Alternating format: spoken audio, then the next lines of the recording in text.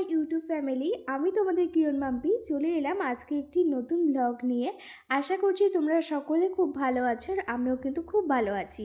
তো কিছু রিজনের জন্য আমি তোমাদের সাথে কোনো রকম ব্লগ শেয়ার করতে পারছিলাম না। তো চলো আজকে একটা ব্লগ ভিডিও নিয়ে চলে এসেছি, শেষ পর্যন্ত দেখো, আশা করি তোমাদের খুব ভালো লাগবে। আর আজকে আমরা সকলে মিলে যাচ্ছিলাম 14 হাত মেলায়। আমাদের হিলিতে কিন্তু খুব সুন্দর একটা 14 হাত মেলা হয়। আর ব্লগটা শেষ পর্যন্ত দেখো, যারা চ্যানেলে রয়েছে নতুন অবশ্যই চ্যানেলটিকে সাবস্ক্রাইব করে তার সাথে লাইক কমেন্ট শেয়ার করতে একদম ভুলো না কিন্তু। তো দেখো আমরা কিন্তু চলে এলাম এবার মেলায়। আর 14 হাত আসার সময় এত সুন্দর একটা ব্রিজ পড়ে, এই ব্রিজটা কিন্তু খুব ভাইরাল ছিল, যেটা আমি তোমাদেরকে একটু আগেই দেখালাম।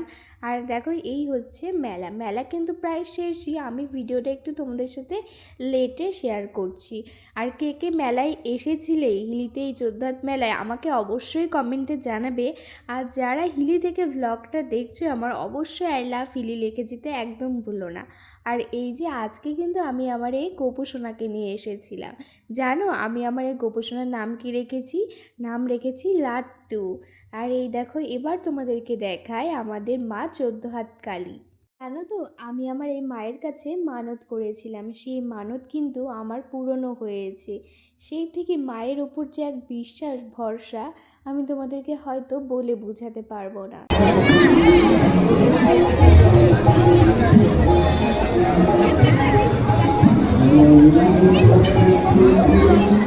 এই দেখো তোমাদের লাট্টু সোনা কিন্তু এবার এই ছোট ছোট গাড়িগুলোতে উঠে পড়েছে।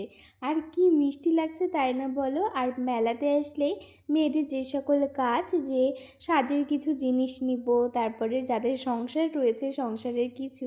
আর দেখো আগে যখন কুমারী বয়সে মেলায় আসতাম, মেলায় এসে মানে এই নাগরদোলায়, ব্রেক ডান্সে এগুলোতে উঠবই উঠবো। আর এখন দূর থেকে দেখেই বাড়ি চলে যাই, কারণ এখন প্রচণ্ড ভয় লাগে। আর একদম যখন ছোট ছিলাম তখন জানো মায়ের সাথে কত বায়না করতাম এই গাড়িগুলোতে উঠবো জন্য। তো তারপরে সেখান থেকে বেরিয়ে দেখো আমি আজকে ইচ্ছে হলো একটু বন্দুক খেলবো। দেখো আমি যেই কয়টা আমি গুলি নিয়েছিলাম সব কটা কিন্তু আমি মারতে পেরেছিলাম।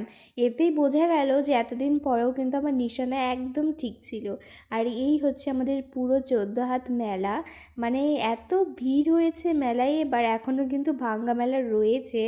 আর তোমরা কে কে মেলায় আসলে অবশ্যই জানিও আমাকে কমেন্টে। তারপরে দেখো বাড়ির কিছু আমি এখানে গ্লাস, তারপরে এখানে থালা কিছু কিনলাম, যেগুলো একদম কম পয়সায় মেলা থেকে আমরা দাম দর করে পেয়ে থাকি। এটাতে কোনো লজ্জার বিষয় নেই, সবাই কিন্তু তাই করে থাকে। কি ঠিক বললাম তো?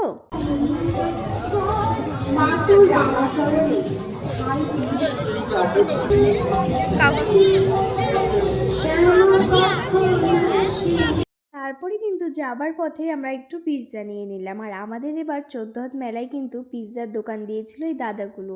আর এই দাদা কিন্তু বাইরে থেকে দোকান নিয়ে এসেছে। এত টেস্টি ছিল পিৎজাটা, একদম মন থেকে বলছি।